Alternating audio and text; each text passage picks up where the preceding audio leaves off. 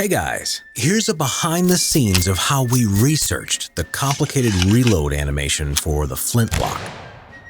In this case here, we depict the reloading of paper cartridges in a flintlock pistol, which was a method that became widespread by the 17th century to speed up loading during battle.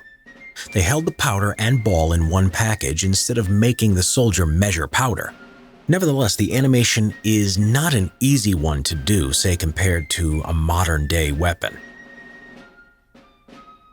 The soldier moves the cock to the half-cock position, tears the cartridge open with his teeth, fills the flash pan half full with powder from the cartridge, closes the frizzen, also known as the hammer or steel, to keep the priming charge in the pan in place. He pours the rest of the powder down the muzzle and stuffs the cartridge down after it. He then takes out the ramrod and rams the ball and cartridge all the way down. He lastly replaces the ramrod. The weapon can then be cocked and fired.